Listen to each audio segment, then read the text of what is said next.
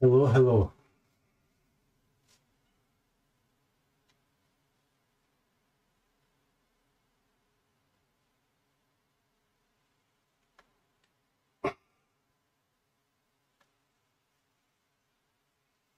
Алихан, ва алейкум ассалам. Ва алейкум ассалам, Ламаху. Ольга Тайм, приветствую вас.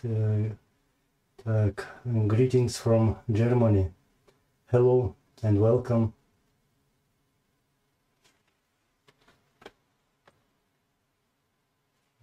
Чуть-чуть подожду.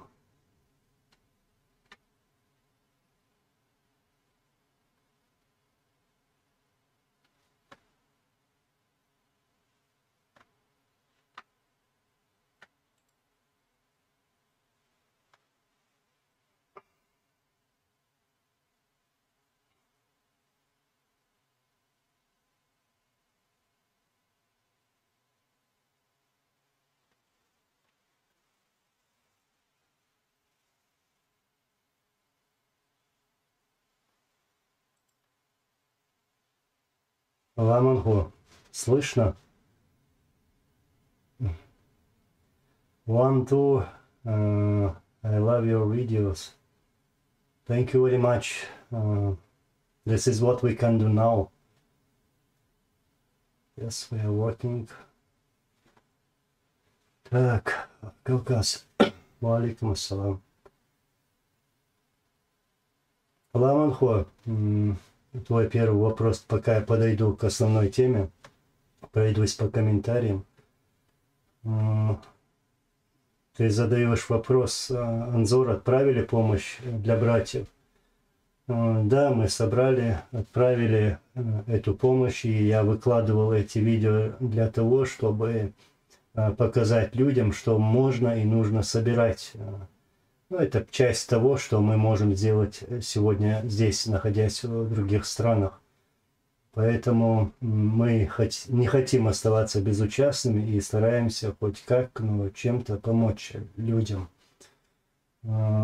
И эта помощь направлена не только для украинцев, но также и для наших братьев. Имеется в виду, там же есть батальоны, чеченские батальоны, которые воюют на стороне Украины. Вот.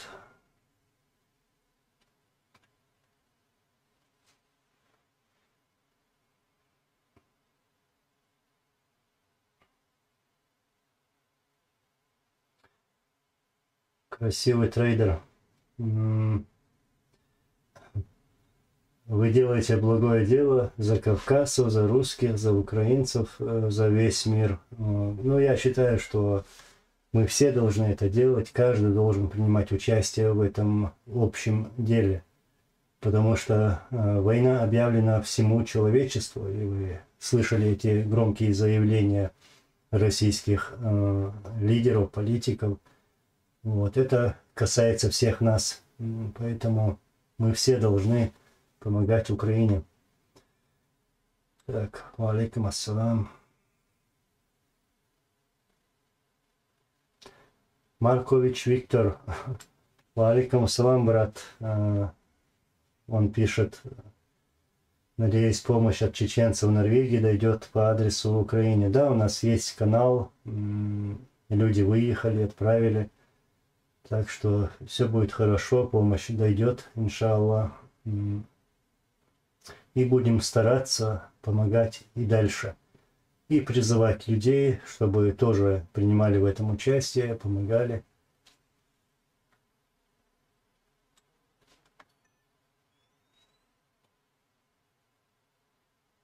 Ва алейкум ассалам.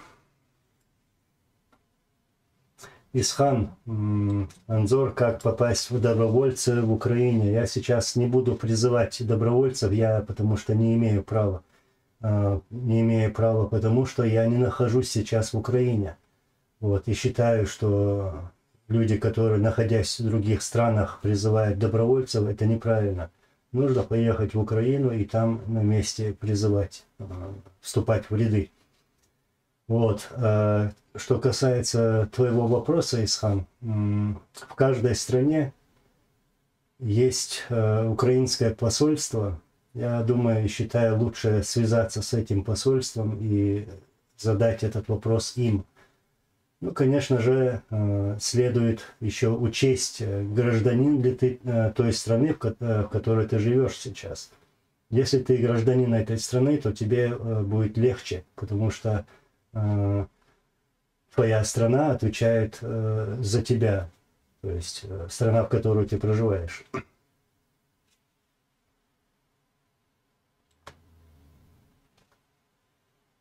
Василий Долготрев, добрый вечер. Да будет стрим, да.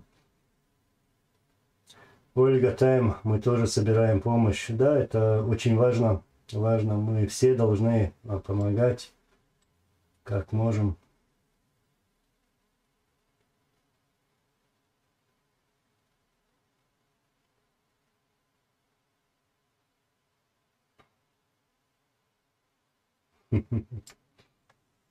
Анзор вид уставший, не спал, наверное, 100 лет. Да нет,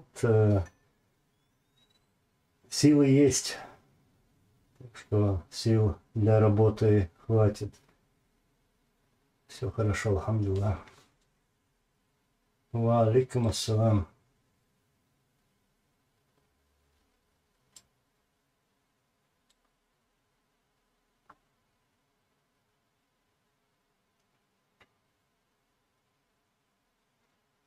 Речь дает, иншаллах, мы победим и вытесним этих оккупантов из Украины и Чеченской республики Ичкерия. Иншаллах, я уверен, что и даже в прошлом году говорил, что это последняя агония Путина. Все идет к концу. Все идет к концу, и все изменится, иншаллах.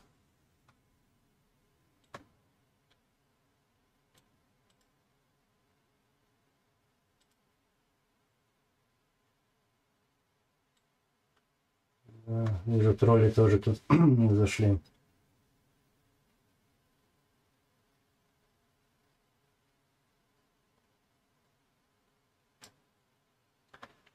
Иван, насчет так, помощи. Ну, это наш долг. Наш долг. Сколько сейчас батальонов в Украине? Несколько батальонов. Я еще знаю, что до каких-либо даже призывов люди ехали туда, в Украину, и доехали, встали в ряды нашей армии, которая воюет против российских оккупантов. То есть именно с момента начала войны, первый день даже, можно сказать.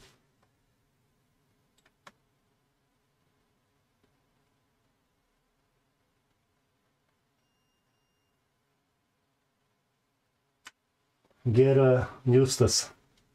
Добровольцев призывает Украина.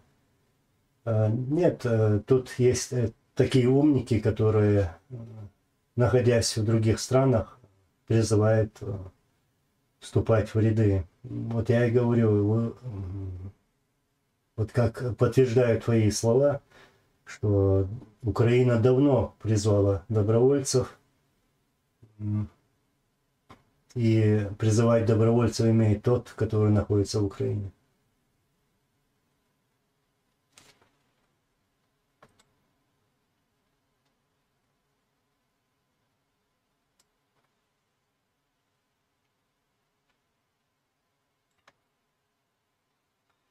Ва алейкум ассалам, Казахстан.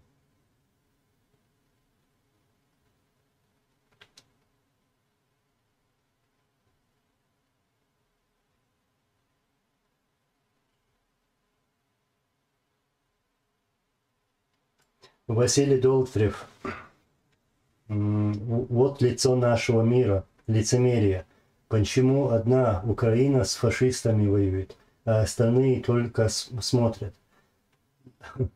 Вам-то еще повезло в Украине сегодня. Вы видите поддержку, санкции, как страны открыто помогают оружием. деньгами, во всем. И даже людская поддержка, вот мы только что говорили о добровольцах. Вот, мы воевали 2 войны без какой-либо поддержки. Да, в средствах массовой информации говорили, что якобы там арабы воюют, турки воюют, там белые колготки с Балтики, с балтийских стран и так далее. Но это неправда. Мы воевали без какой-либо поддержки. Без поддержки. И мир просто плюнул на нашу трагедию. И с молчаливого согласия мирового сообщества эти фашисты убили у нас около 300 тысяч мирных жителей. Это третья часть, скажем, третья-четвертая часть нашего народа. Барт Низам Машва Чараи. Anzor, may Allah Almighty accept the Shahada of your father and our much loved hero of Chechnya, Aslan Masado. Amin. Allah Resul Savaş. Allah Resul. Мы все радуемся Аллаху, Богу.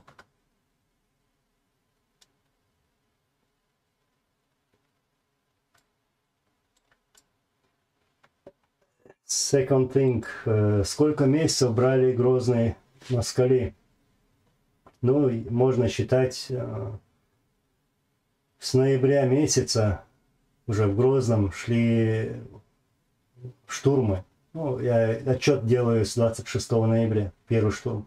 А потом они уже начали из вертолетов наносить ракетные удары из вертолетов Ми-24 по аэропорту, по аэродромам. И потом уже начали бомбить стратегически важные объекты. Это было телевидение, опять же аэропорт, там и наши базы. То есть несколько месяцев, полный декабрь, январь, февраль, вот так. Уже 3 месяца, скажем так. И то, я сейчас подойду к этой теме, про бои в Грозном.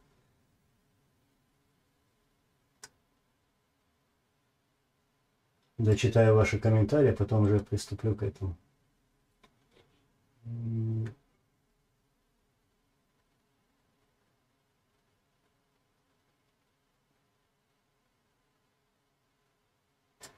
Красивый трейдер, считаете ли нужным сфокусировать внимание на обращениях к генералам, которые отдают приказы и по факту воюют? Я считаю, что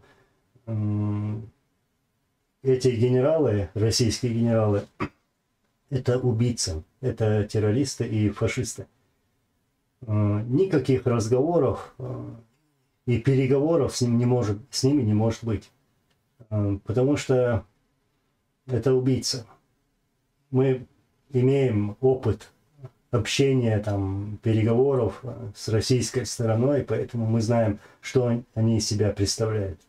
Это не люди, которые вот, посылают как в качестве пушечного мяса вот этих солдат, там, своих военнослужащих.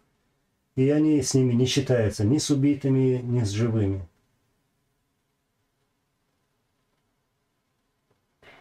То, что насчет разговора или вообще сфокусировать внимание, я считаю, что лучше сфокусировать внимание на тех солдатах или там военнослужащих, которые и погибают в первую очередь, к ним, чтобы они уходили, чтобы они переходили на нашу сторону, чтобы они сдавались, тем самым сохранили себе жизнь и жизнь тех людей, которых они убивают сегодня. Им лучше не участвовать в этом открытом геноциде против украинского народа. Вот кому должно быть направлено обращение, должно быть сфокусировано внимание.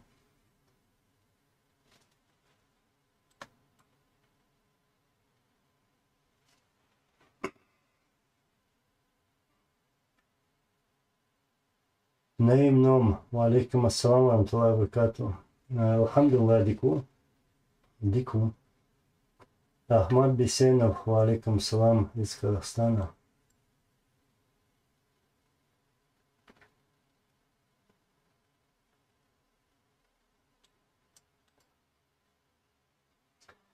Иван К. Анзор, считаешь ли ты, что США и НАТО сливают Украину здесь?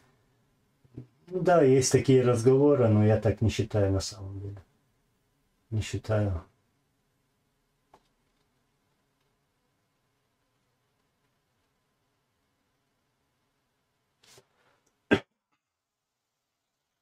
Ну что, перейду к основной теме сначала.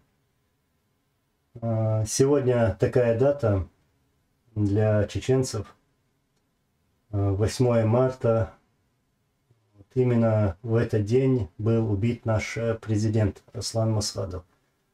Он был убит утром 8 марта в селе Толстоюрт в 2005 году. И был убит по приказу Путина, этого злодея и этого варвара.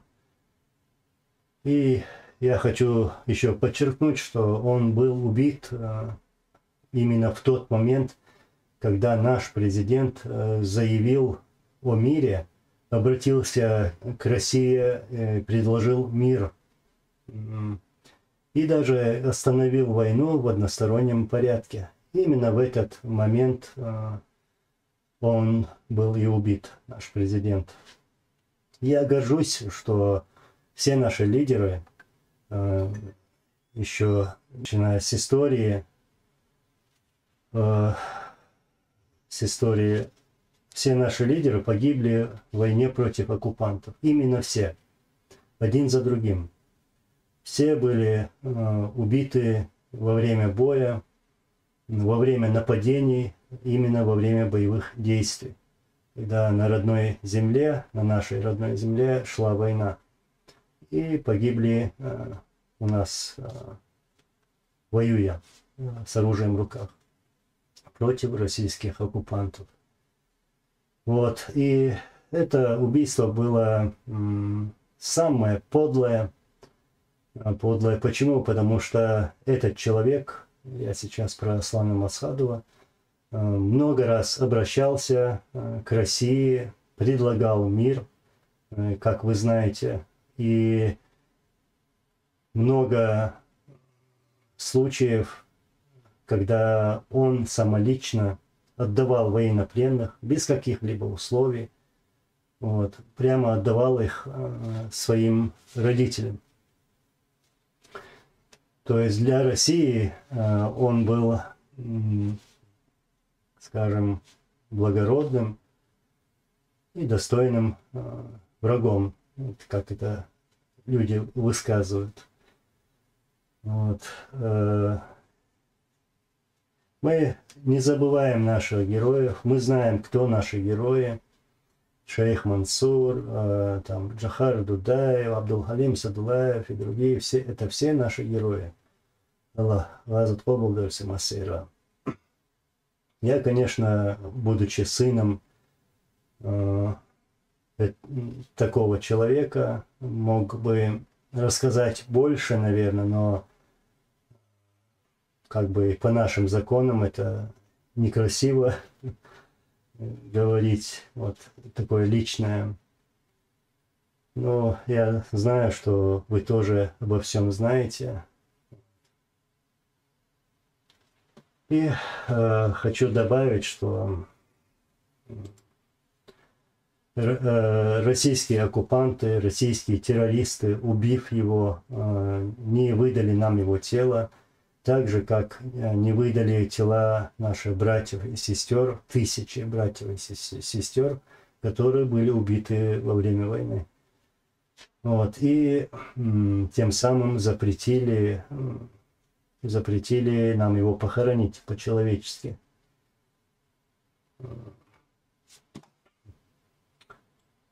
Вот с кем мы воевали, с безбожной страной, с с врагом, у которого нет человеческого облика, лица. Вот кто убил у нас около 300 тысяч только мирных жителей. Вот с кем мы воевали. Тут сейчас я вижу, один зашел и пишет там про Беслан.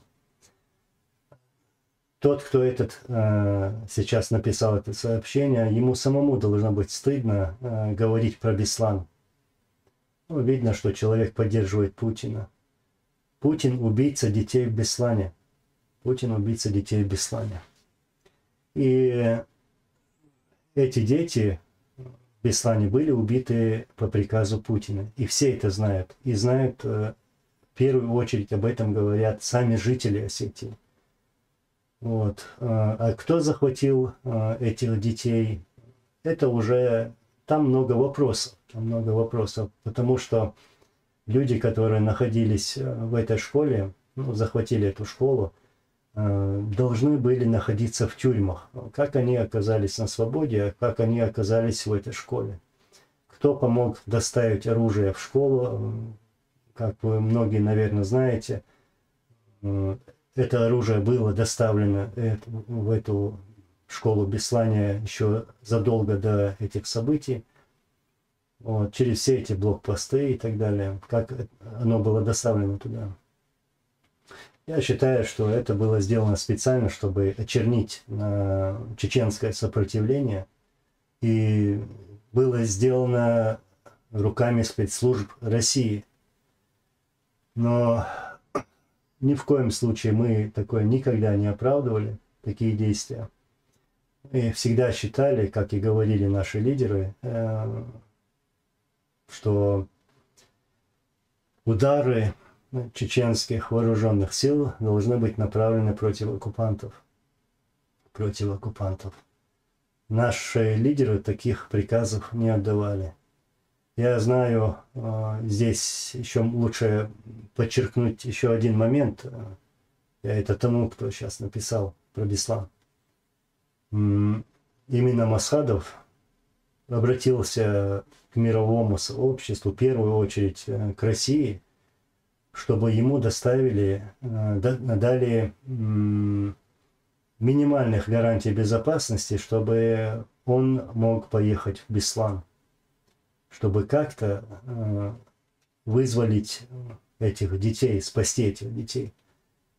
Вот именно после этого Путин, этот убийца и террорист, отдал приказ на штурм этой школы. И он убил этих детей. Ему все равно, лишь бы сохранить свою власть, кресло. И, как вы помните, он пришел на крови собственного народа к власти, пришел к власти на крови собственного народа. И по сегодняшний день убивает и своих, и других. И я уверен, что он не остановится на Украине. Он пойдет дальше, если ему позволят. Он пойдет в Балтийские страны, Казахстан, в Грузию, в другие страны, может пойти на Польшу. То есть аппетиты большие. Поэтому наш долг, долг нормальных людей, встать все вместе и делать все возможное, чтобы остановить этого Путлера.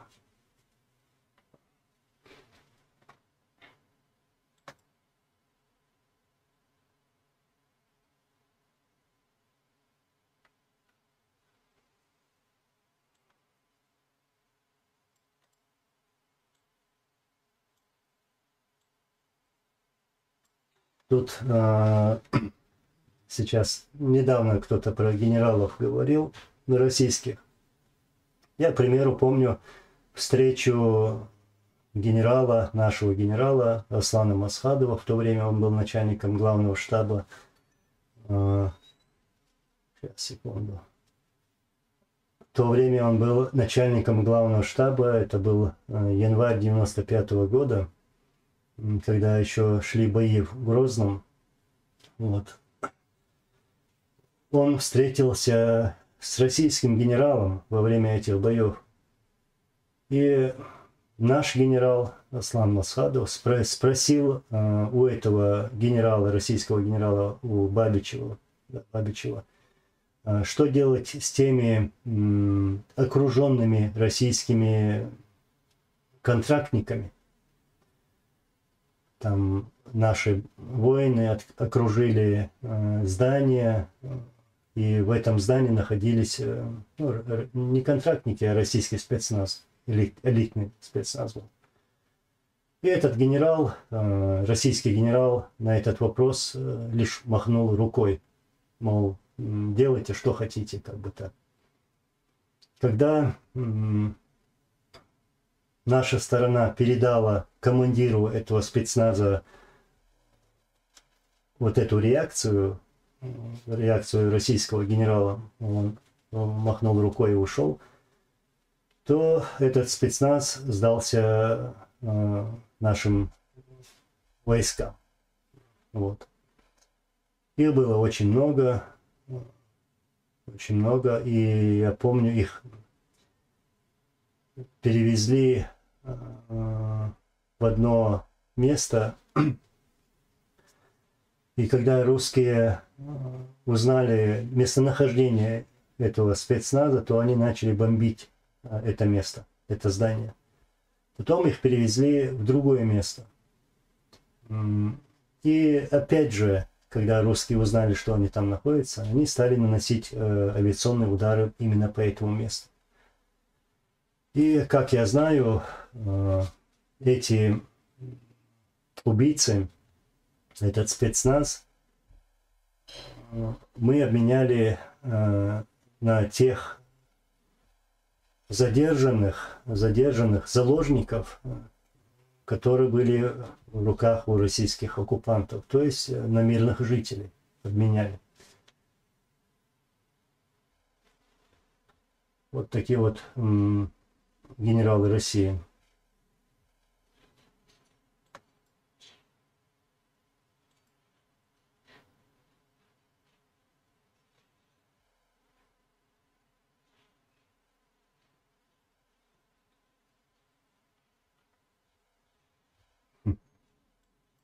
Виталий Дебель, что по кадыровцам Гостомеля? Так, ну, в первую очередь я подчеркну такой важный момент, исходя из того, что как российская пропаганда, а также средства массовой информации преподносят вот эту информацию. Вот чеченцы поехали в Украину, чеченцы воюют там, спецназ там чеченский направлен туда. Да это не чеченцы. Это, как я говорю, отщепенцы. Это подлецы, это предатели чеченского народа. А ты правильно заметил, кадыровцы, ну можно и так говорить. Это нас как бы не обижает. Но мы не хотим, чтобы их называли чеченцами. Это пехотинцы России, российские вооруженные силы, пехота Путина, можно сказать, вот правильное название. Но никак не чеченцы. Это чепенцы. Тут наш брат смеется даже. Извиняюсь. Потому что так оно и есть. Вот возьмем любой народ, и спросить, что вы скажете насчет предателей своего народа. Они скажут то же самое. Мы не считаем их там украинцами, мы не считаем их там казахами или азербайджанцами, грузинами. Вот. Потому что будь он чеченец, он бы не пошел бы в армию, в эту российскую армию, в ту армию, которая убивала наш народ, чеченский народ. Как может патриот своего народа служить в вражеской армии? Я это представить даже не могу. Я не то, что даже пойти в эту армию, да, вот, и даже как-то поддержать словом не смог бы. Поэтому все народы считают таких предателями своего народа. Это и есть предатели. Потому что это варварская там образование, эти террористы, это российская армия, наносила ракетно-бомбовые удары по мирным селениям, как я говорил, и убили около 300 тысяч мирных жителей. И как можно сегодня служить в такой армии?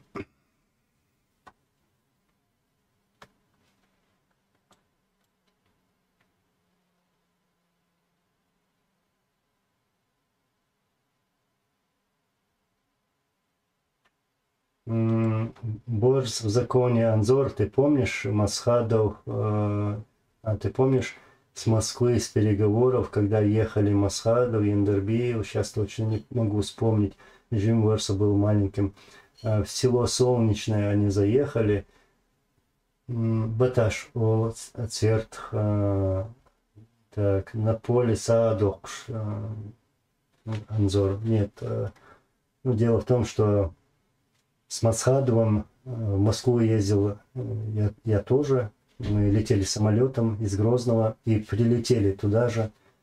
Это было во время подписания мирного договора 12 мая 1996 года.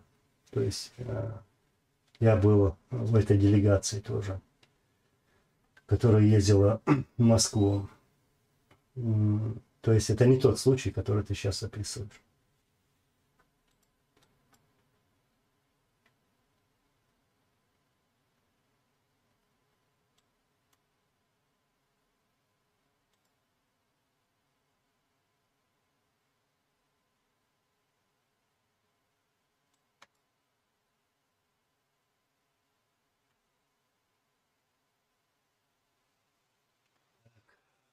Кому не ответил, ну, алейкум ассалам.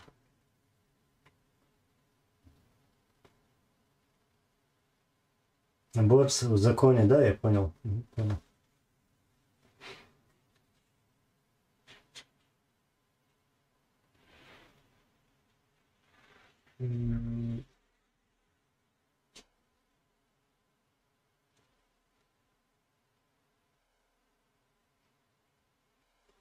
Алейкум ассалам, аминь, Аллах.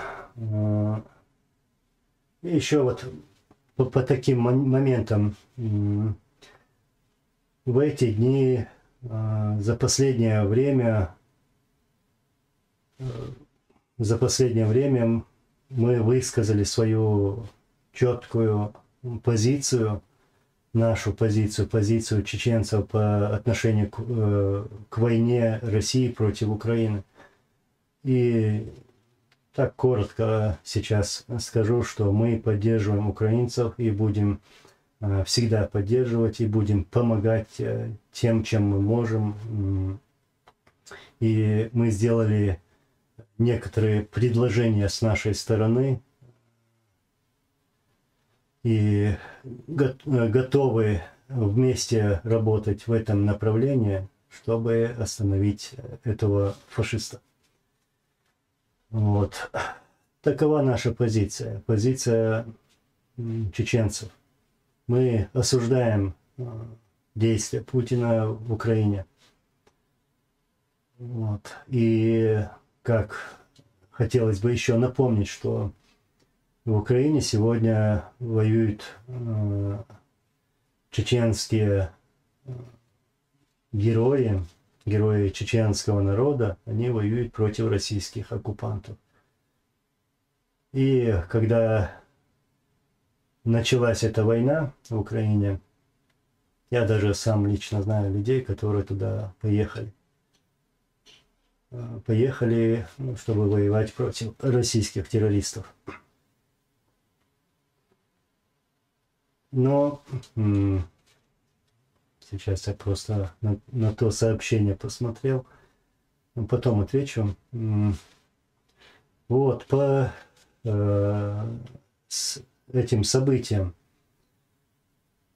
я лишь могу привести вот такие одинаковые параллели. Я даже, когда это было, в 2015 году, что ли, ну, очень давно, когда началась война в Украине, я был на митинге, стоял вместе с украинцами, вот, и там говорил в своей речи на этом митинге, что лучше сегодня, украинцам лучше сегодня изучить нашу тактику, изучить наш опыт в этих боевых действиях российско-чеченской войны. Да, я знаю, что 2014 год, но, кажется, в 2015 я выступал, или в 2014, может быть, даже. Вот. Потому что Россия сделала то же самое и у нас. Так же, как и в Украине, она попыталась разделить нас на группы, на тех и других, там оппозиция, там поддерживающая власть, не поддерживающая, то есть пытались разделить народ. Но это им не удалось в 1994 году. Потом именно вот так, как сегодня в Украине, они послали вот эти колонны войск разных родов, войск, артиллерия, там внутренние войска, ОМОН, контрактники и эти молодые призывники. Вот большими так колоннами, сотни, тысячи вот этой бронетехники двигались в сторону нашей республики. Она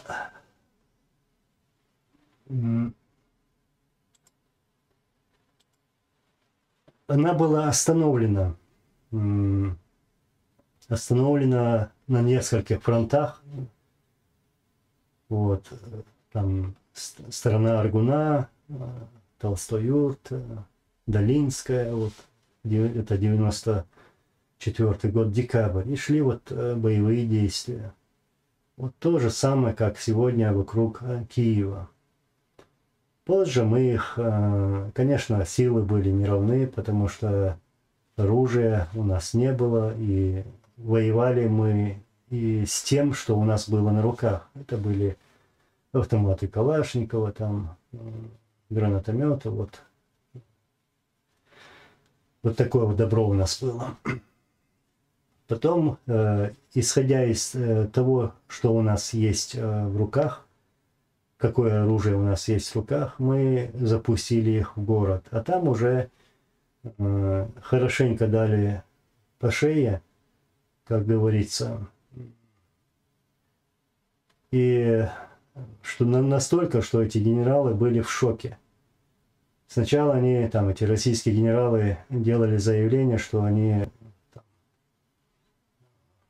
за короткий срок захватят президентский дворец или Грозный. Вот. Но так и не смогли сделать в течение нескольких месяцев. К примеру, 31 декабря вот эти колонны танков, это были отборные войска, 131-я мотострелковая бригада, полк, да, и 81-й танковый полк, как я помню, пошел штурмовать Грозный. Но это еще там другие войска тоже участвовали в этом штурме. Ну и что я хотел сказать, за одну ночь 31 декабря было сожжено около 300 бронетехники. Это танки, БМП, БМД, БТРы. То есть все сжигалось. Все сжигалось. И я просто хочу сказать, что у этой армии, у российской армии нет духа. Там, где они вторгались, там они получали по шее. Вот. То, что мы сделали им, этой российской армии, и то, что сегодня делают украинцы на своей родной земле с этим оккупантом. Сила не в оружии, сила в твоем духе, в вере. Если ты знаешь, что ты защищаешь свое родное, свою родную землю, своих родных людей, свой народ, Вот, и с именем Бога на устах ты делаешь это, защищаешь свою родную землю. А что они? Они вторглись на чужую территорию, чтобы убивать других людей. И вот эти допросы пленных, даже возьму того летчика, как вы все это видео видели, вот как будто он летал вокруг Украины, как будто он не наносил авиационные бомбовые удары. Все поют одну и ту же песню. Такую же песню пели и у нас, когда мы брали в плен даже вот военнослужащих из таких элитных частей, как Кантемировская или Таманская танковая дивизия. Вот. Даже полковники, лейтенанты, капитаны говорили одно и то же. Говорили одно и то же, что нас послали, что мы не знали и так далее и тому подобное. Вот. И сегодня смотрел одно видео, там один человек приводит такой пример русского медведя. Ну, хочу коротко так напомнить. Знаете, вот такой пример был, что если у медведицы забрать медвежат, то эта медведица разорвет своими когтями, клыками того обидчика, чтобы спасти своих медвежат. Ну, там говорят, русский медведь станет и так далее и тому подобное. То же самое сделает волчица. Вы все слышали легенды, разные сказания. Если тоже самое сделать по отношению к волчице, то она тоже будет биться за своих детенышей. Так вот, что я хотел сказать. Ну, с примером волчицы я говорю, вот наш символ, как, да, герб, чеченский герб, это волк, это я говорю чеченцам.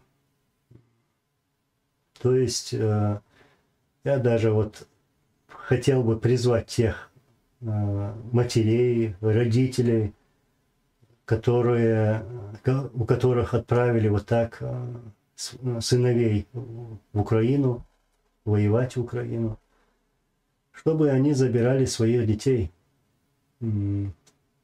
Делайте все, что хотите.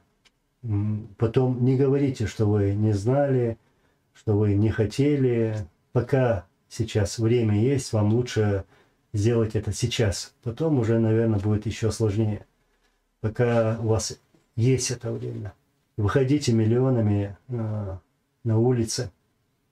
Ну что, посадят, ну и что? Пускай посадят, но это будет ради ваших сыновей. Потому что ваши сыновья стали оккупантами на чужой земле, на земле украинцев. Вот, и их погнали туда, чтобы убивать других людей. Вот, они бомбят, они стреляют не только из автоматов, а стреляют такими разными видами оружия, как вакуумные бомбы, кассетные бомбы, реактивные системы залпового огня, Смерч, Ураган, Буратино. Вы даже себе представить не можете, что это такое. Вот. Это оружие массового поражения. И сегодня на украинской земле эта армия, российская армия, российские оккупанты убивают мирное население.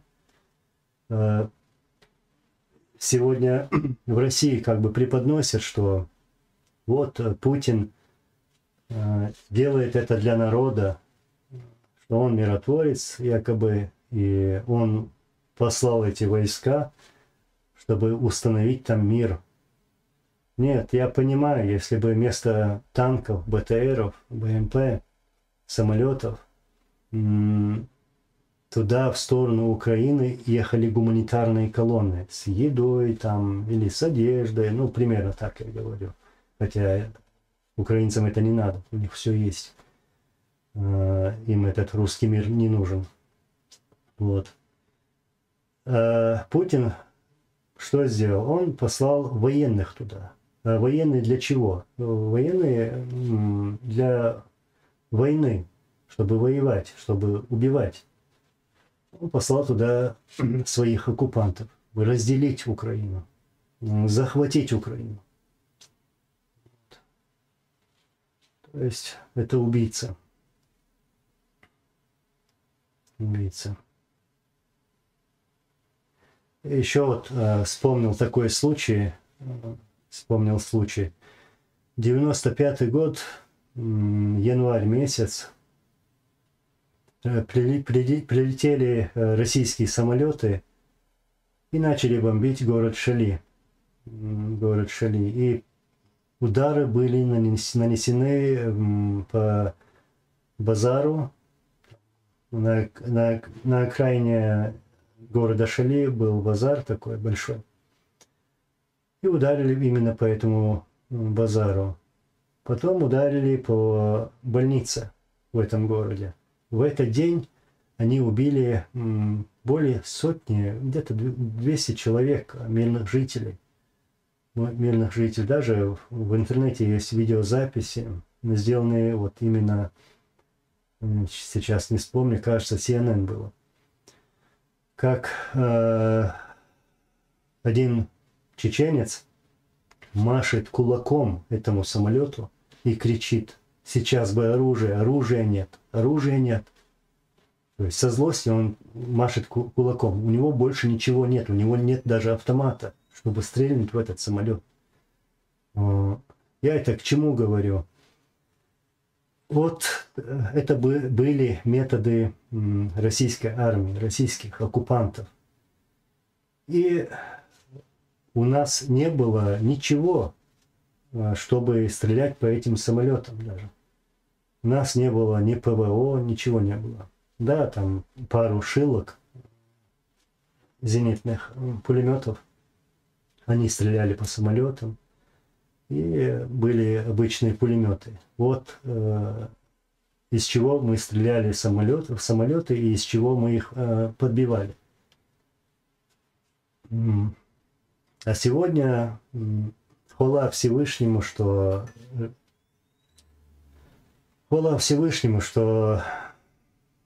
Украине сегодня помогают всеми видами оружия, ну я имею в виду против танков, противотанковые ракеты, гранатометы, стингеры, ракеты. Вот. И самолеты падают. Самолеты падают. Чтобы их больше падало. Вот что я им пожелаю. Это те самые летчики, которые бомбили чеченцев, потом наносили бомбовые удары в Сирии, убивали мирных жителей, а сегодня они убивают украинцев, мирное население.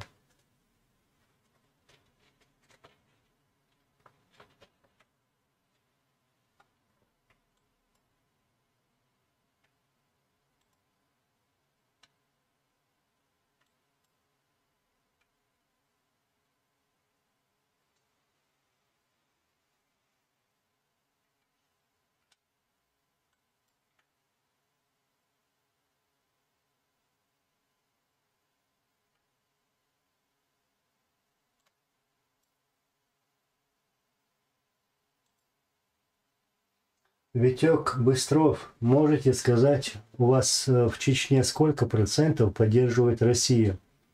Это так, чисто для себя интересно.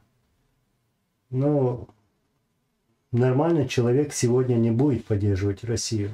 Ну, тем более те люди, которые испытали на себе войну.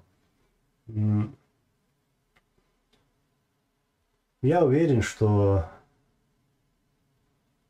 90% не поддерживают эту Россию. Не поддерживают. Да, они могут там что-то сказать, и когда их погонят на митинг, то они могут пойти на этот митинг там, в поддержку там, Путина и так далее. Ну, вы знаете ситуацию у нас дома. Вот. Та марионеточная власть, как ее называют, да, или диктатура, которая установлена руками Путина. Это люди, то есть население нашей республики, это люди, которые прошли 2 войны, испытали на себе 2 войны. Все эти ужасы, ужасы этих войн. Это простые люди. Вот. И ради того, чтобы сохранить свои жизни, им приходится молчать. Вот так я скажу. Я их не виню и не смогу винить, потому что эти люди испытали на себе 2 войны, как я сказал. Но в основном люди не поддерживают эту Россию. Вот.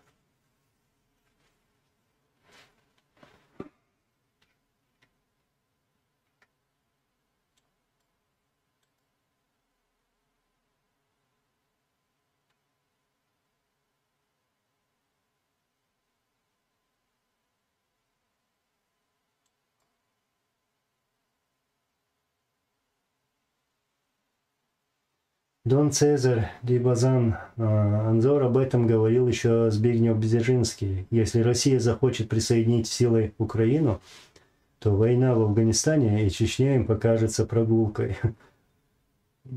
Да, уже показалось. То, что мы смогли сделать своими силами, мы сделали. Когда в один день крушили, уничтожали около 300 танков, 1000 оккупантов за один день. Мы им показали, что как надо воевать и что мы умеем воевать.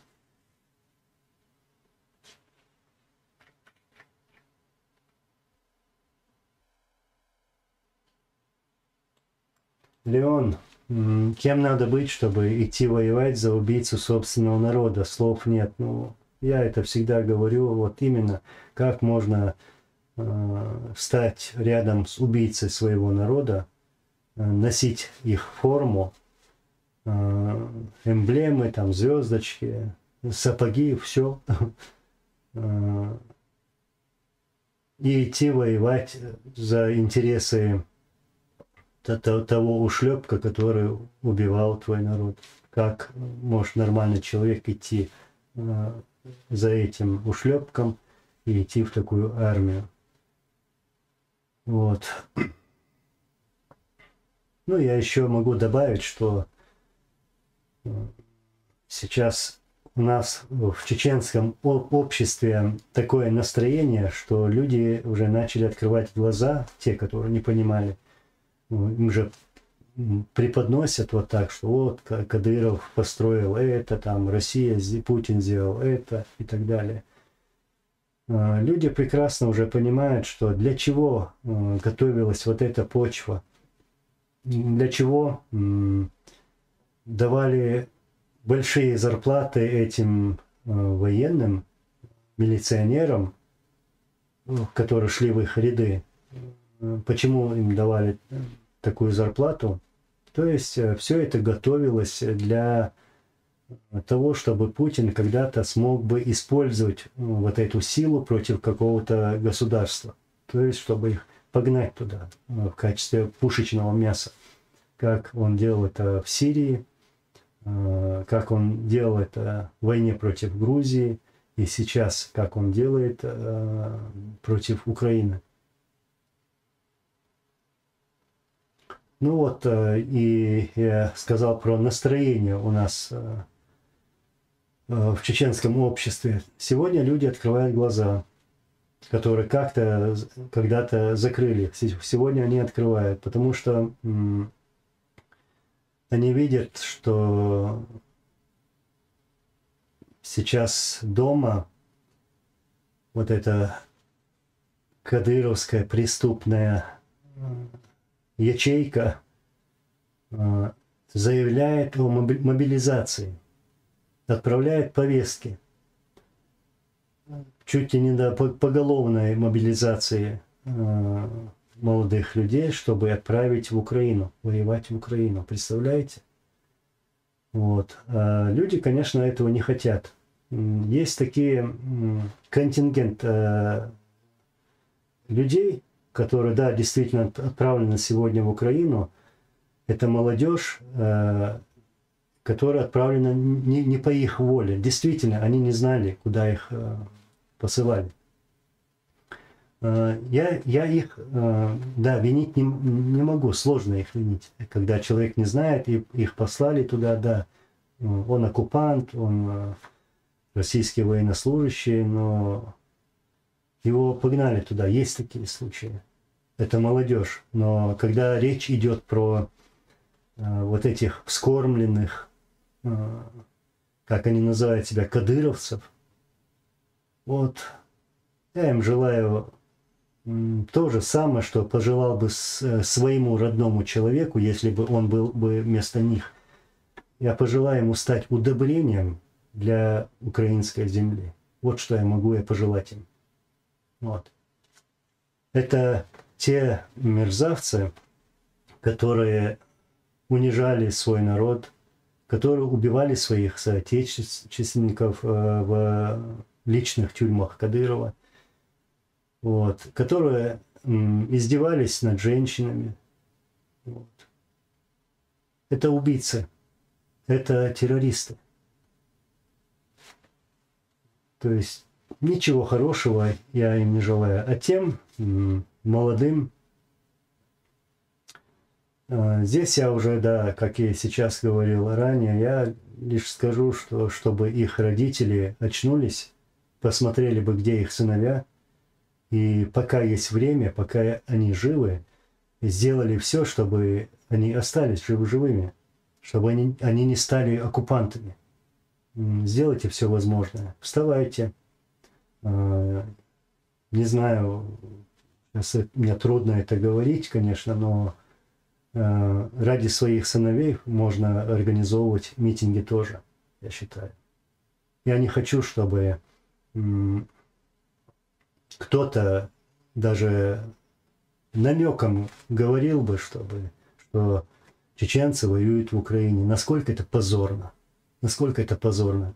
Я знаю, что это не позор для чеченского народа, но это позор тем, кто поехал туда. Поехал туда. Украина, украинцы всегда были за нас. Это очень хорошие, честные люди. У нас всегда были с ними очень хорошие отношения. Но было бы хорошо определиться людям, кто есть кто враг, кто не враг. Сегодня враг – это Российская Федерация. Российская Федерация, да, там когда-то я говорил, что против народа, там, россиян, я ничего не хочу говорить. Знаете, россияне, вы тоже виновны в этом.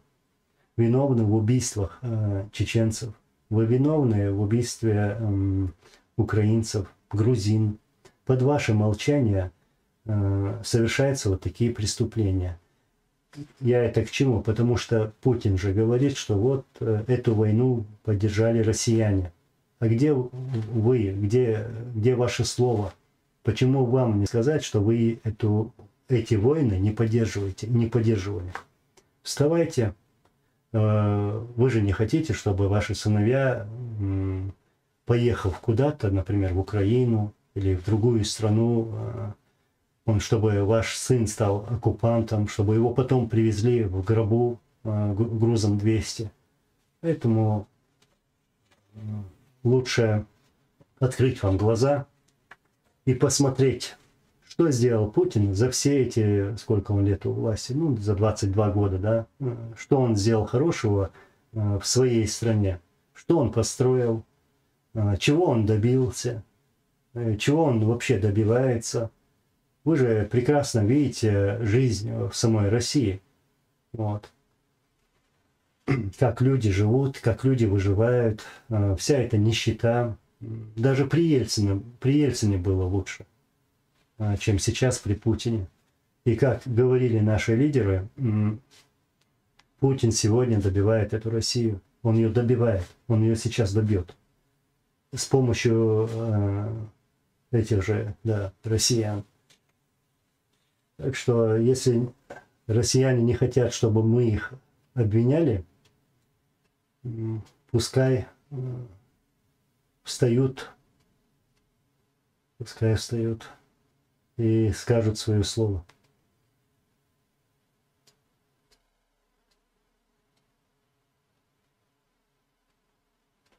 Лека. Дочь Путина до сих пор находится в Нидерландах. Она с мужем сделала фиктивную статью в газете. Якобы погибла в городе Роттердам в автокатастрофе в 2016 году и так далее и тому подобное. Нашли в городе Мейдрех. Ну, я не знаю, где находится дочь Путлера. Сегодня я вспомнил, а где Ясребженский? Где он вообще? Где он находится? Ну, по моей информации, он должен был быть в Италии, кажется. А где Леонтьев находится, кстати? Ну, это те фашисты, которые оправдывали убийство мирных жителей, то есть у нас на чеченской земле, которые были причастны развязыванию войны против чеченцев. Вот. Просто интересно, где этот Леонтьев, где этот Ясребженский.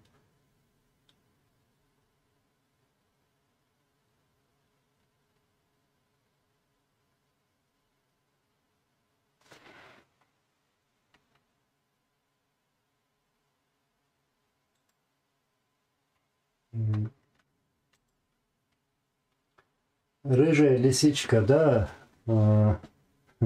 отмороженные, да, русские. Ну, они просто сейчас не могут понять, что они являются жертвами политики Путина. Потому что вы видите, что происходит, как не считается этот Путин со своим же населением.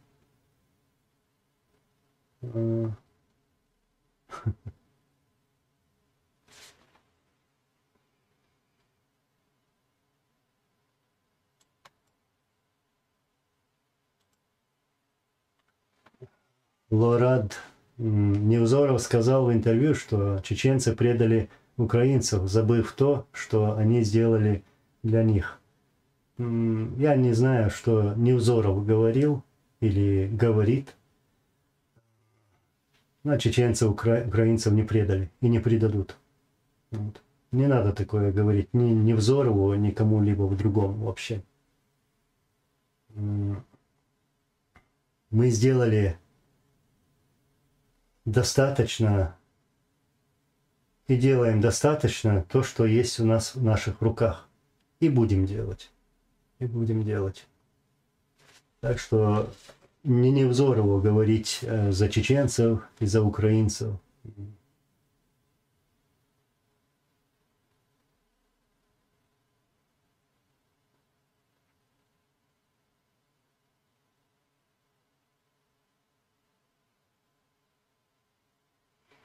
Вот именно, нуждается. Но что, Анзор, что мы будем делать с теми, кто поддерживает нацпредателей? Судить. Судить надо всех. Судить. И тут еще один момент. В каждой стране, европейской стране, есть свои сети. Такая сеть, установлена сеть вот этих, как мы их называем, кадыровцев. Мне не хочется называть эту фамилию даже, брезгую. Вот. Но у них есть тут сеть там в Германии, там Австрии и так далее. Но я считаю, что эти страны должны быть обеспокоены тем, что те, которые поддерживают сегодня Путина, установили такую сеть, собирают информацию здесь, даже работает, призывает к каким-то действиям.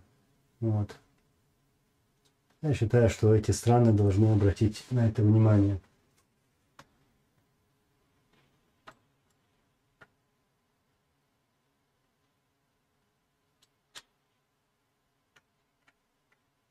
Rich Dad, Анзор, что бы ты посоветовал бы, которые в Европе и без документов, насчет желания поехать в Украину за нашу независимость Чеченской Республики Ичкерия?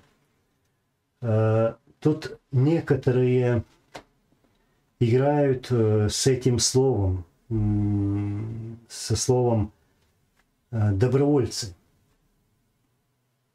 Я сейчас фамилии называть не буду, что, мол, они послали добровольцев, что, мол, они призвали добровольцев и так далее и тому подобное. Не надо такого говорить. Человек, который находится в другой стране, не имеет права призывать добровольцев. Человек должен находиться в Украине, и лишь тогда может и имеет право делать такие заявления. И тем более человек должен представлять как-то свой народ. То есть у него должно быть какое-то право говорить вот это. А сегодня это делают абсолютно бесправные, у которых нет этих прав. И а насчет совета, видите, как я тоже как-то аккуратно подхожу к этой теме насчет добровольцев, чтобы давать советы. Ну, надо, наверное, учитывать, что на местах тоже можно сделать многое, даже своими знаниями. И если человек действительно, чеченец, хочет поехать в Украину, я думаю, что ему надо хорошо подумать о своем статусе в той стране, в которой он проживает. Гражданин он или не гражданин. Если гражданин, то он может пойти в посольство Украины и задавать вот такие вопросы напрямую. Вот как будет это правильно. И требовать, конечно же, гарантии. Или же, если Украина будет давать свое гражданство тем чеченцам, которые, например, готовы отказаться от российского и принять украинское, то они подпадают под законы Украины. И это их как бы спасет на будущее. А насчет Украины, да, у нас раньше были какие-то там инциденты, что выдавали чеченцев, да, это плохо, что Украина выдавала чеченцев. Я надеюсь, что в будущем такого происходить не будет, потому что я вижу, как наши соотечественники искренне рвутся в Украину, и есть те, которые уже поехали туда, и участвуют в войне против российских оккупантов. Я вижу искренность этих людей.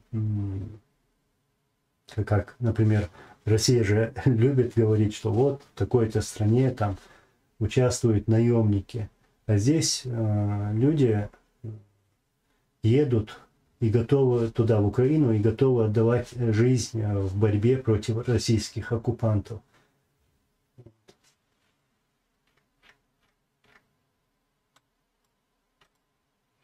Да, кстати, Ламанхо, в некоторых странах дают срок. И да, и учитывать нужно такой момент, что если ты поедешь в третью страну, в другую страну и будешь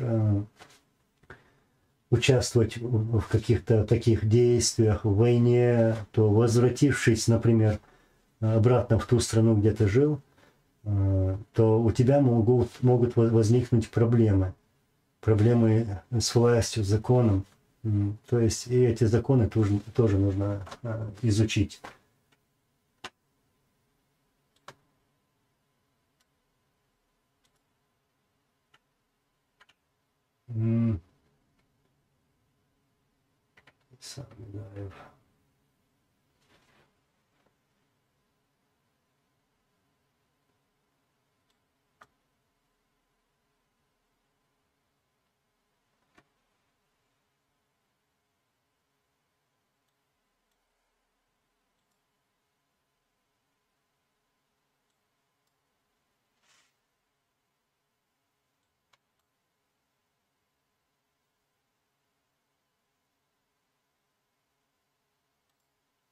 Надежда, мы сами разберемся с этим, но это насчет вашего последнего сообщения.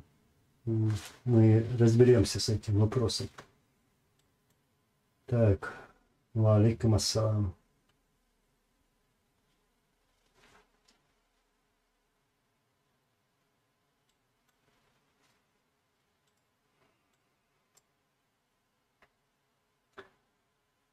Так, Liberty.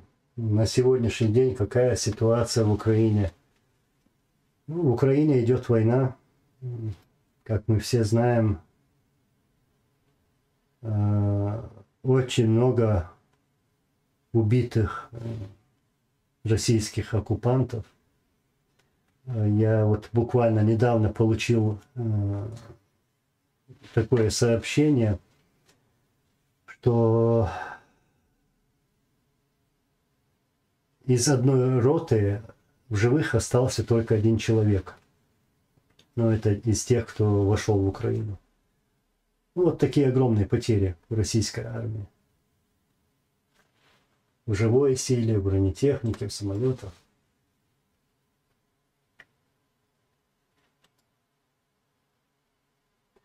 КД. Алейкум ассалам. Анзор, расскажи про уровень доверия между United States, Соединенными Штатами и Украиной, если они передали им стингеры. Ну, раз уж помогли, то это об этом и говорит. Ну, вы даже сами ответили на свой вопрос. Есть доверие, конечно же, если помогают, если в Украине помогают оружием. Я считаю, это огромным доверием даже.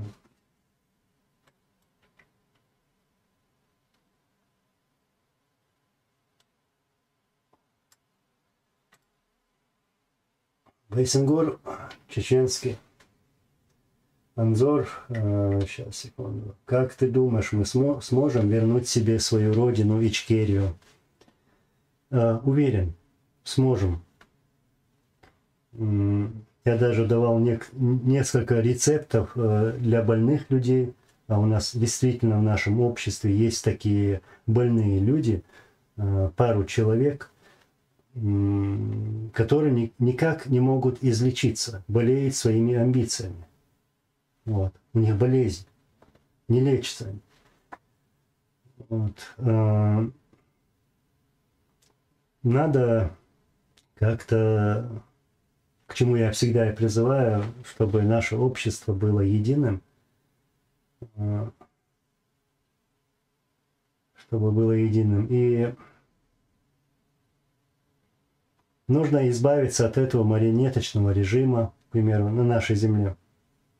Сегодня это шанс. Вот. И сегодня, если мы будем поддерживать Украину, то мы работаем в одну копилку.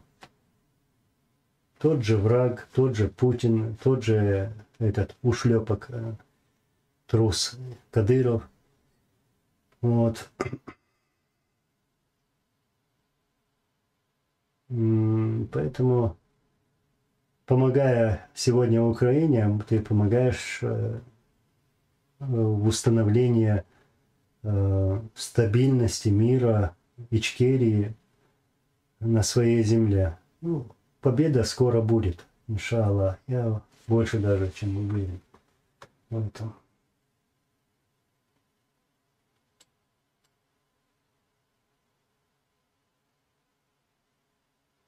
Сейчас, секунду, кое-что проверим.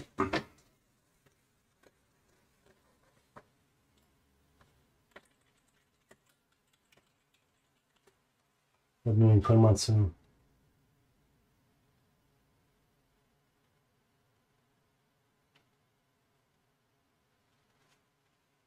Да.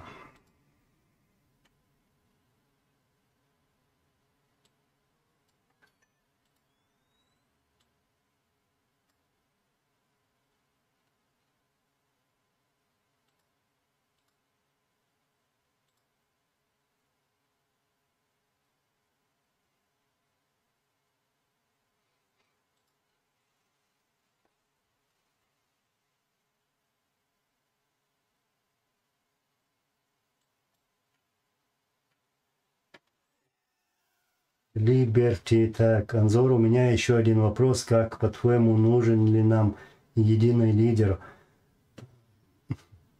Всех наших лидеров убили. И убили на войне, воюя против российских оккупантов. Сегодня, как таковых, у нас лидеров нету и не может быть. Почему? Потому что наша земля находится в оккупации, и лишь возвратившись к себе на землю и проведя свободные выборы, тогда мы можем избрать власть своего лидера. А до этого никаких лидеров у нас не может быть. Ну, я имею в виду там президентов и так далее. Вот как я считаю.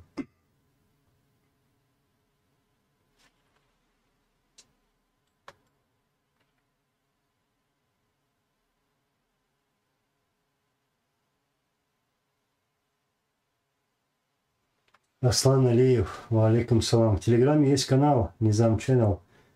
Так.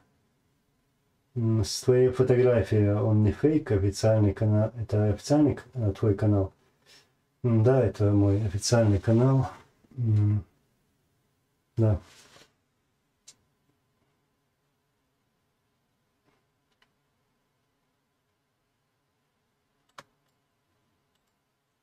Леха, такого шанса у нас может больше и не быть. Надо помочь Украине держать Рашку.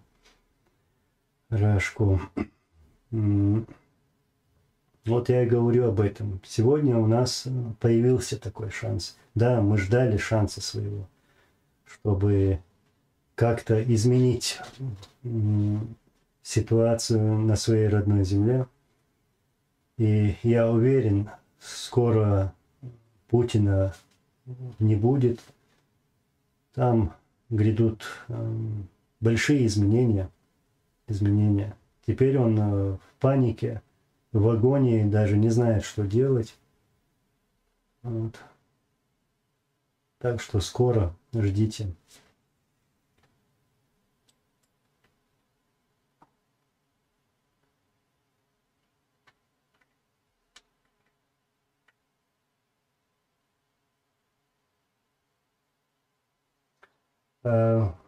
Леон, Анзор, ты знаком с Муслимом Чебруемским? Ну, я не хочу сейчас говорить про свои связи там с людьми, которые находятся в Украине. У меня есть связи со многими людьми. Вот так я отвечу на твой вопрос.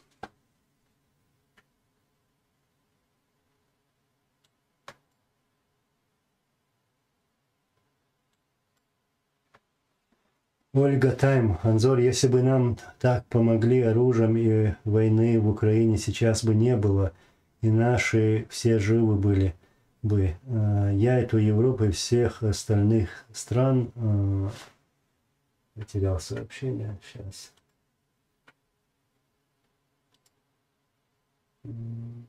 Тоже не люблю из-за их малодушие. Ну, я об этом уже говорил.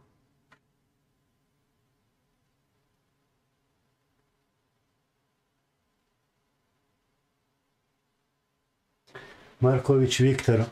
Россия, даже если и возьмет Киев, они не имеют ресурсов, чтобы оккупировать всю Украину, а тем более удержать финансово всю территорию Украины, настроенную враждебно. Путин промахнулся. Ну вот именно. Мы же видим, как украинцы встречают колонны российских войск. Они кричат, они смело перекрывают дороги, кричат там: убирайтесь отсюда, фашисты, террористы. Вот как настроены украинцы. То есть российские войска на территории Украины – это оккупанты, это фашисты. И Киев взять, ну, Киев взять надо хорошенько постараться с такой армией. Нет у них такой армии, это вообще полностью деморализованное сборище. Даже вооружение у них слабое, скажем, каких-то советских времен в основном. А тем более, как ты говоришь, Виктор, удержать всю Украину, ну это вообще фантастика.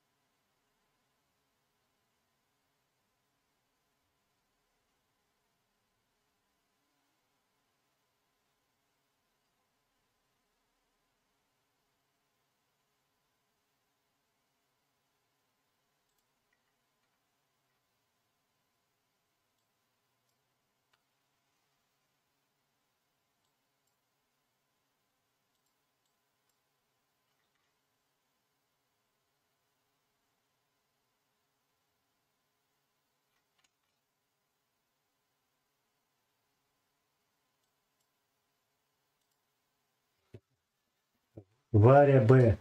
Анзор, вы видели, как кадыровцы шли в пустом селении и говорили, что бегут от них, что украинцы бегут якобы от них, да? Да, я видел это, ну-ка там после. Да, я видел это видео. Постановка была, да, легко пройти по пустому селу и там снимать такие видео. Знаете что, когда вот это чучело показывают вам с такой длинной бородой, будь он там даже 2-метровым, вот, обвешенным любым видом оружия, просто запомните одно. Это те подонки, которые способны лишь унижать женщин, что они делали по отношению к чеченскому народу, которые могут убивать мирных жителей, к примеру, то, что они делали по отношению к чеченскому народу. А чтобы реально вот так действительно мужественно воевать, это не воины. Нет у них того духа, нету. Тут много даже видео есть в интернете, когда мы можем сами видеть, в какой они панике были, когда по ним стреляли. К примеру, я про те боевые действия на чеченской земле, ну, российско-чеченскую войну говорю. Как они там кричат, и как они бегают. Вот в их глазах, вот в их действиях виден этот страх. И сравните видео тех наших военных, воинов, которые воевали против российских войск. В их глазах нет страха. Нет страха.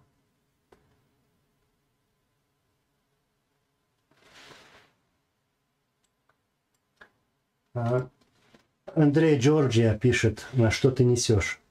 Я несу то, что Кадыров это подонок, что он трус, что и те, которые за ним стоят, такие же трусы, самые низкие, даже дно провалилось, и они упали на второе дно. Они лишь способны воевать или там, ну, против мирных жителей и способны лишь только унижать, публично унижать, тем более мирных жителей, женщин, захватывать в заложники родственников. Вот кто этот ушлепок Кадыров и те, которые вот реально стоят за ним. Это действительно отщепенцы чеченского народа, отщепенцы чеченского народа и самые трусливые создания, которых ненавидит не только наш народ, не только чеченцы, но и другие народы. Посмотрите, что говорят в ваш адрес. Я это в лицо этому ушлепку Кадырову говорю. Твоя армия не армия. Ты виновен в том, что сейчас гибнут чеченцы. Ты виновен в этой чеченской крови. Ты виновен. И тебе еще придется ответить за все. С тебя будет спрос народа. Скоро не будет твоего ушлепка Путина. Вот тогда посмотрим, куда ты сбежишь, куда ты сможешь сбежать, какая страна тебя примет. Тебя везде найдут.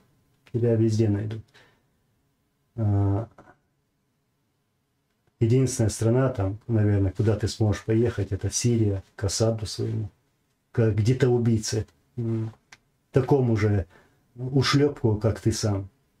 Так что это наше презрение по отношению к этому ушлепку Кадырову.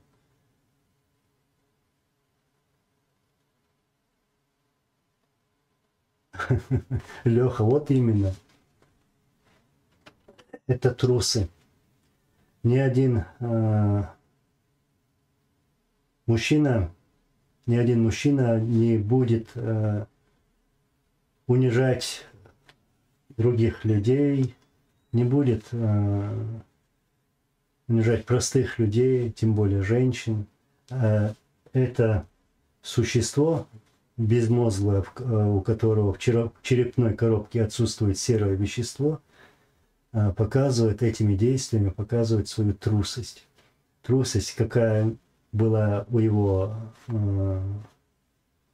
батяни, так я скажу, никто с вами не считается.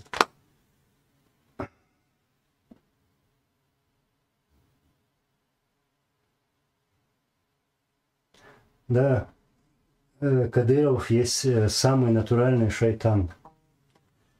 Такого шайтана наша история не видала никогда.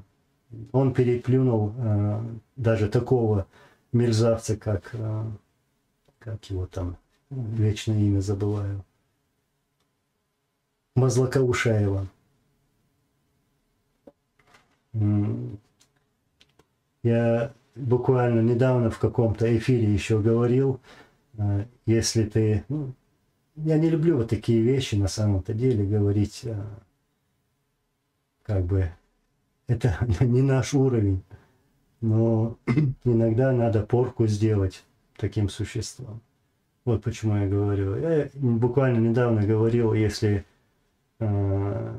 обращаясь к Кадырову, если ты считаешь себя мужчиной и если ты считаешь себя достойным носить брюки как мужчина, не посылай чужих сыновей на войну, пойди, встань первым в этих рядах и иди в атаку. Ты же призываешь других людей на войну. Вот. Вот поэтому у тебя такое должно проявиться, раз уж ты призываешь других людей воевать, то будь готов стать рядом с ними и пойти на войну, в атаку у шлепок.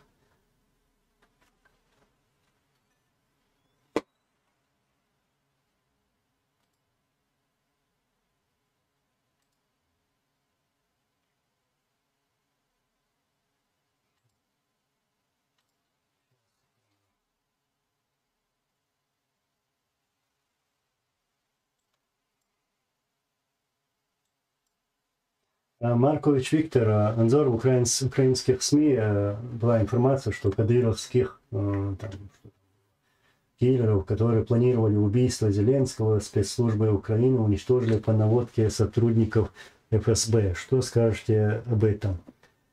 Каждому по голове Байрактар или Джавелин. Что я им скажу? Насчет вот этой информации, да, я тоже читал из некоторых источников, тоже видел, читал. Мне особо вот не верится, вот, действительно, вот, не верится, что вот эти кадыровские ушлепки способны на что-то такое. Не верится. Они могли входить в совместную какую-то банду, такую я их бандой назову, вот этот спецназ, например, да, и провести, к примеру, такую операцию, да, запланировать. Но не смогут. Иншаллах, не смогут.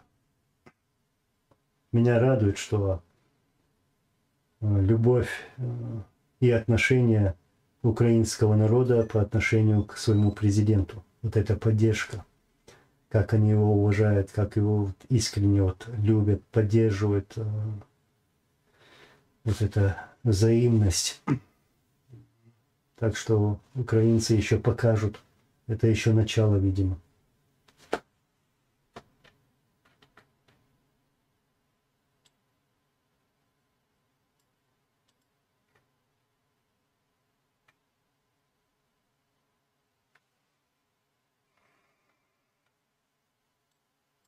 Леха, не придет Кадыров в Украину. Это самое последнее трусливое существо, которое действительно, хоть что там пишут, говорят, это неправда, нигде, ни в каких боевых действиях, или тем более в операциях, он не принимал участия. Все, что было, это какие-то постановки, тут даже выявляли вот такие постановки, мы уже смеялись над этим.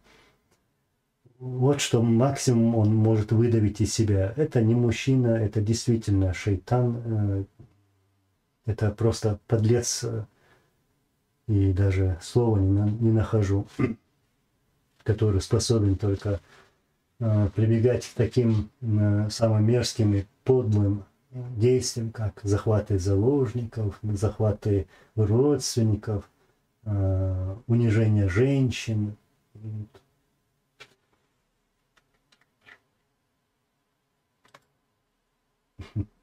Ну да, кстати, Василий Долгцрев, его там уже троллят с его ботинками, женскими ботинками. Чудик одел женские ботинки, видимо, ему Зверев подарил. Вот. Так что, видимо, там дружба очень хорошая у него со Зверевым и с другими там.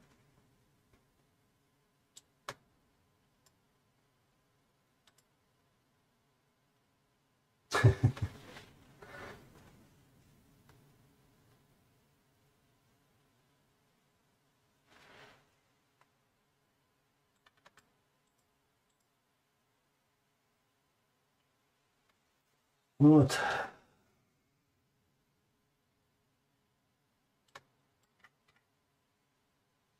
Сколько мы уже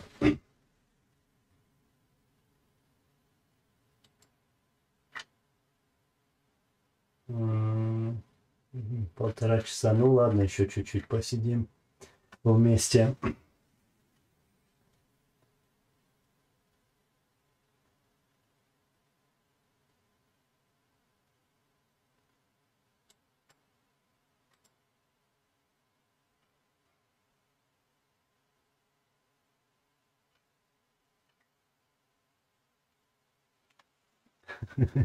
Человек. Анзор, модный дом Прада больше не поставляет женскую обувь в Россию в связи с ситуацией в Украине. Да, надо было этому ушепку еще парочку себе купить женских ботинок. Баран.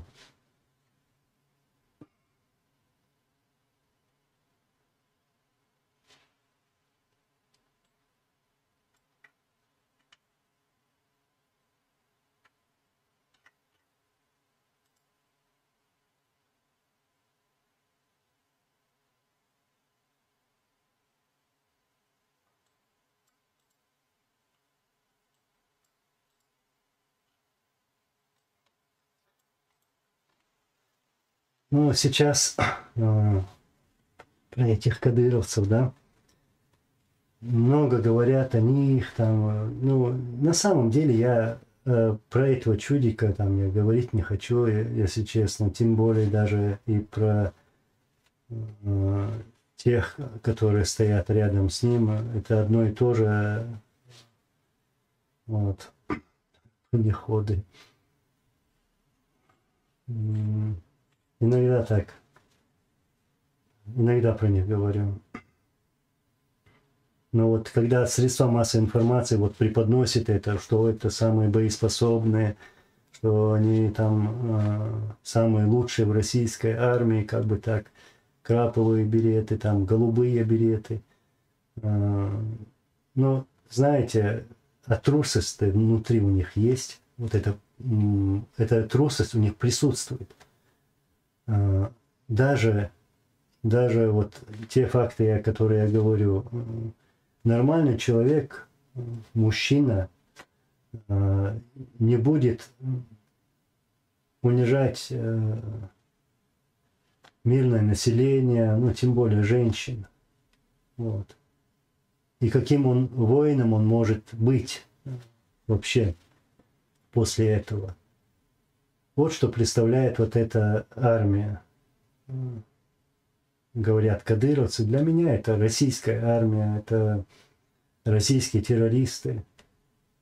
Но, видимо, в средствах массовой информации любят говорить о чеченцах потому что мы, чеченцы, когда-то чеченцы в двух войнах показали свое мужество в войне против оккупантов. То есть, вот так они и говорят, они хорошо воюют. Каждый воюет хорошо. Каждый воюет хорошо на своей земле. Мы здесь не особые, мы не самые лучшие. Но я вижу, например, как украинцы воюют против российских оккупантов. Вот так же мы тоже воевали на своей земле против российских оккупантов. Имя чеченцы вот, сделали мы, те, которые воевали против этих российских оккупантов, а не эти кадыровцы. Эти кадыровцы. Все, что это может быть каким-то позором на нашей какой-то позорной страницей, страницей истории. Вот Тоня.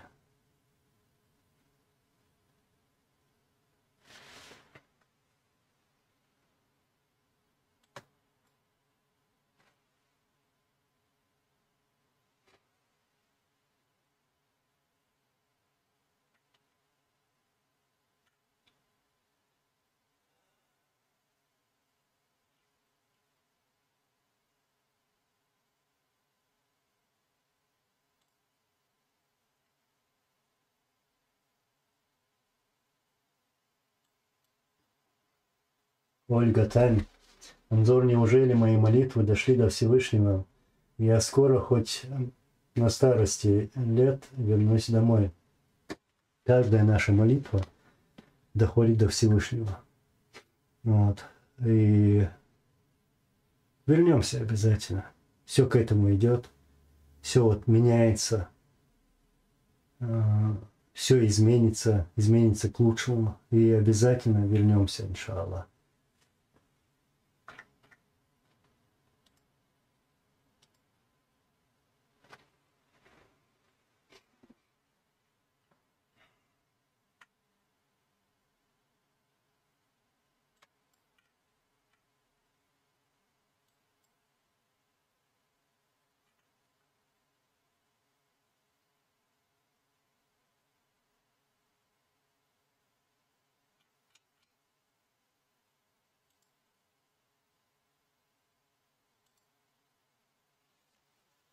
Леха, опять 25.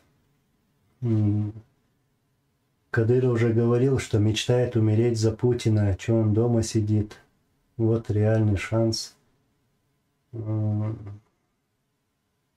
это просто пустозвон. Ничего там серьезного от него ожидать не надо. Все его заявления, обращения вообще серьезно не надо воспринимать его.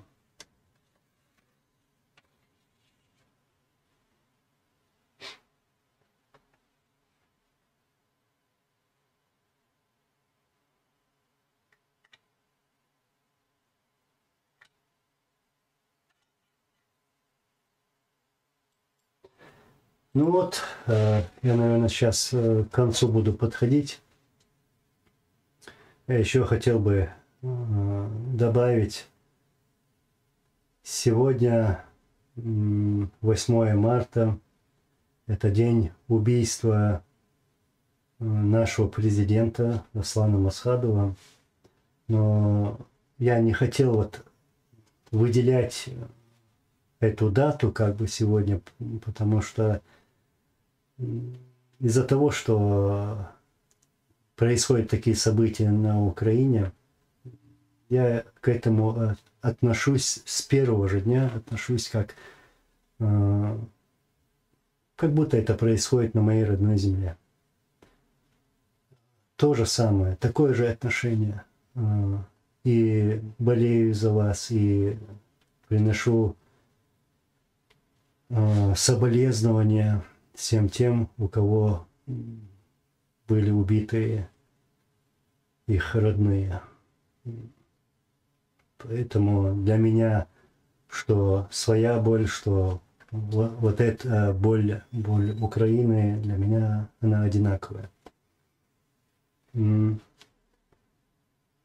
И по сегодняшним событиям в Украине я буду говорить о чеченцев, за чеченцев вот так, что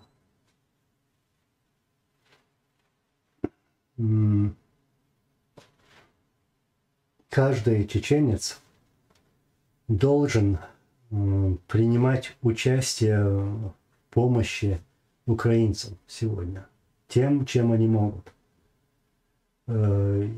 Я вижу, что люди делают, они стараются везде, по разным странам, но еще раз призываю, что мы можем здесь даже на местах собирать вещи, даже собирать все самое нужное.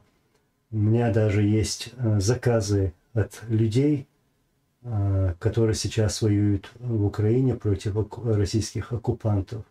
Есть даже такие заказы, определенные вещи, которые им нужны. Вот. Надо помогать, надо участвовать в этой общей войне уже против этого фашизма и против этого терроризма российского, против путинской войны. Каждый должен принять участие, потому что для нас это реальный шанс сегодня, чтобы приблизить тот день, когда чеченцы могут спокойно поехать к себе домой, где никто не будет на них давить или унижать. Вот. Мы все должны стремиться к этому, все вместе.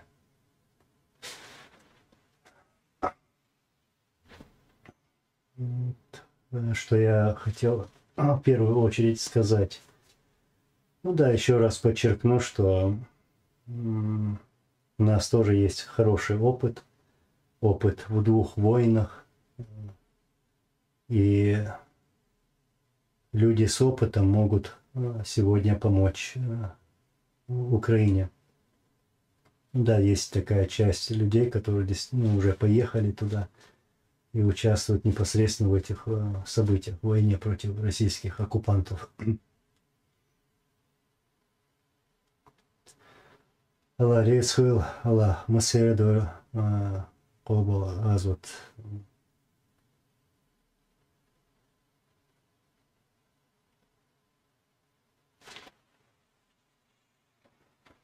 Ну, еще раз, я переживаю за своих людей, конечно же,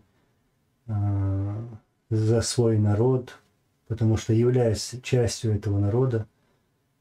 И, конечно, вот искренне говорю, что не хотел бы, чтобы какой-либо из нас, кто-либо из нас, чеченец, участвовал в войне против Украины на стороне России. Это даже слышать неудобно.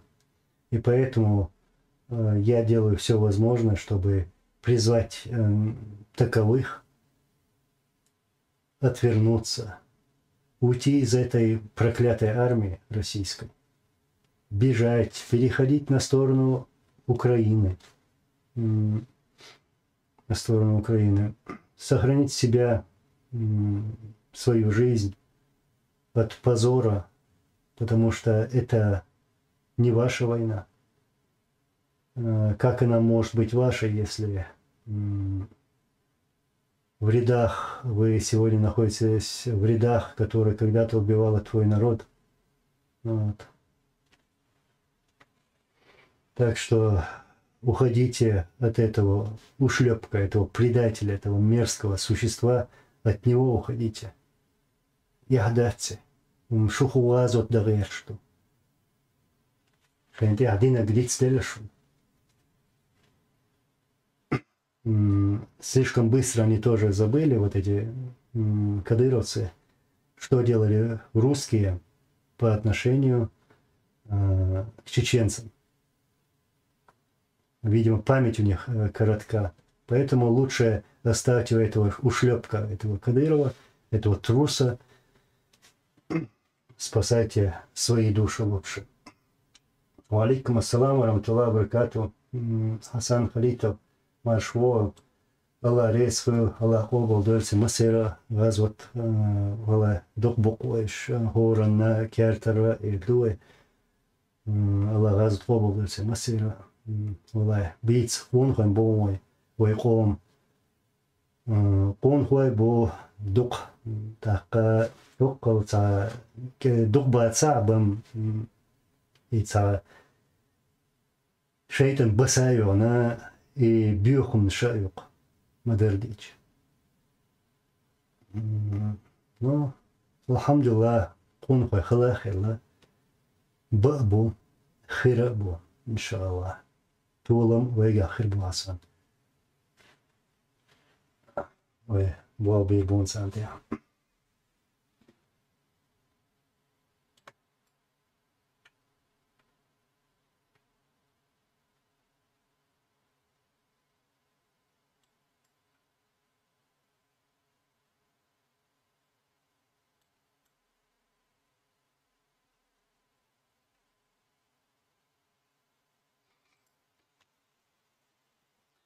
Ну, да, вот там пишут ABCD Poland, Анзор кадыровцы вместе с русскими делали все это над чеченцами. Ну, мой вердикт таков, что если они виновны в этом, если они истязали свой народ, унижали свой народ, перешли на сторону врага, то он предатель. Он заслуживает наказания. И если этот человек не очнулся, не повернулся, не попросил прощения у Аллаха, у Всевышнего, то я желаю ему такому одного байрактара на голову.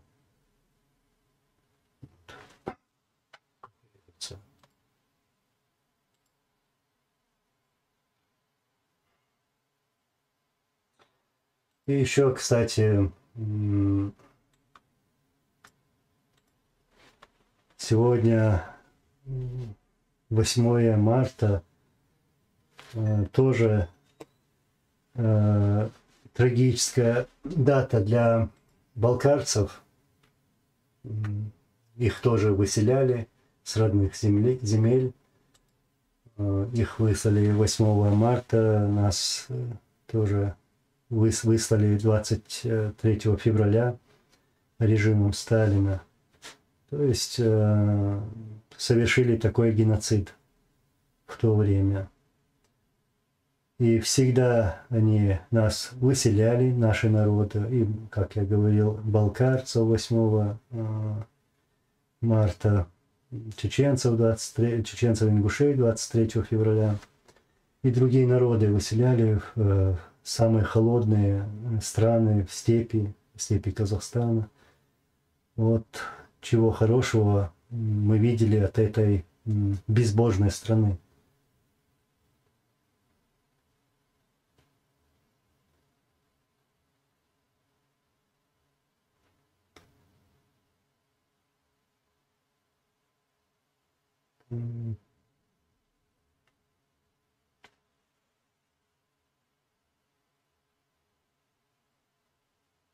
Сила правды. Анзор, если кадыровец сам пойдет сдавать украинцев, то ему грозит тюрьма 10 лет. Это правда или нет? Я, честно говоря, не слышал про это.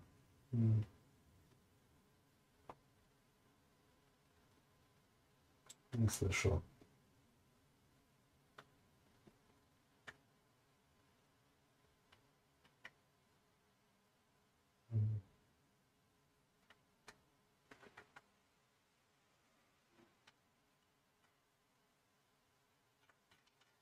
Ладно, я сейчас уже действительно буду завершать. И еще раз нашу позицию твердую.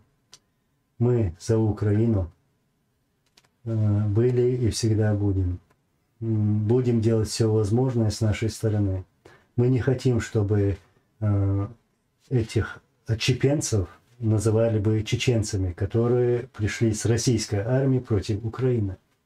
Мы этого не хотим. Называйте как есть. Это российская армия, это российские оккупанты, пехота Путина или там кадыровская армия, не знаю, хотя это кадыровская армия, это и есть российская армия. То есть будет правильно называть ее как надо, российской армией, российскими оккупантами.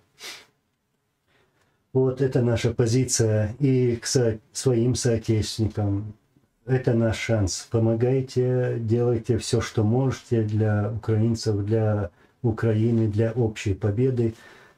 Для общей победы. Она уже скоро будет. Иншаллах, скоро будет. Это шанс для всех.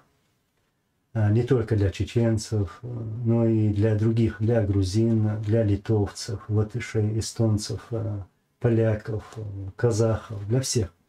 Потому что это кремлевское чучело уже пугает всему миру. Вот. Мы все вместе должны вот идти к этой победе. И правительству Украины, да, я желаю стойкости, единства. А единство я вижу сегодня. Это очень важно. И очень важно сегодня иметь дисциплину, военную дисциплину, по примеру, во время Первой войны, да, у нас были свои плюсы и свои минусы. В некоторых местах нам не хватало вот этой дисциплины в наших рядах.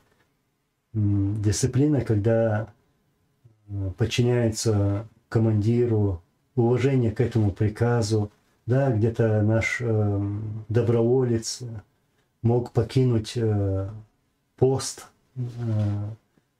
перекресток, который они должны были защищать. Ну, так относились к этому иногда.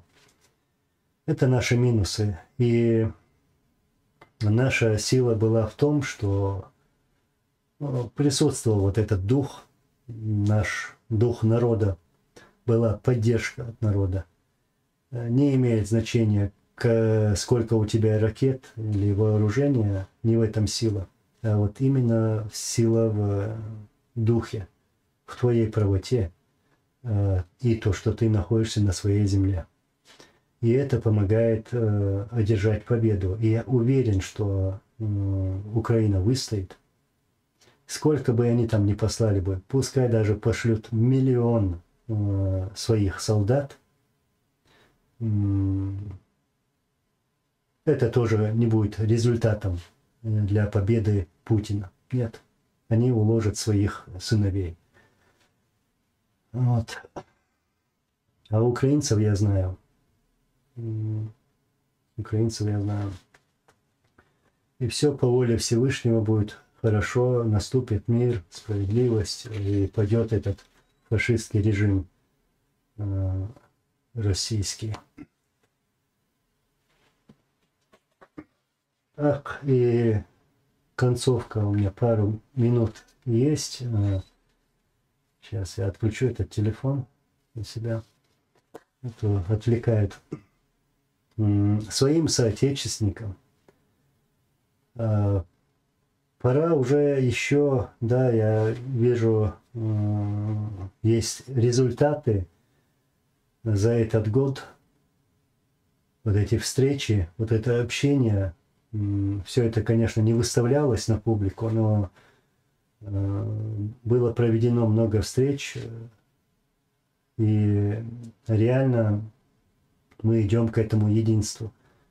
Я хочу, чтобы мы больше были бы активными и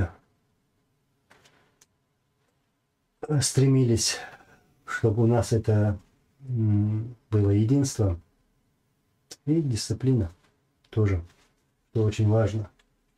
Не надо слушать каких-то громкоговорителей, которые ничего не сделали за эти 20 лет, ничего не сделали, лишь только болтали. А дальше уже у нас есть путь, мы знаем, что делать.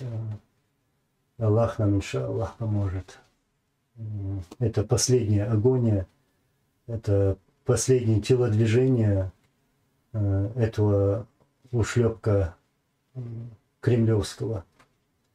Это Путина и тем более его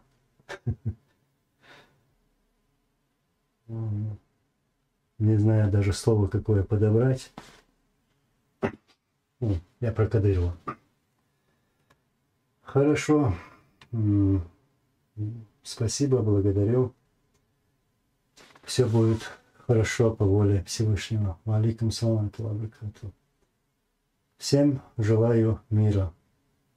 Иншаллах, он будет. Ассаламу алейкум ва рахматуллахи ва баракатуху.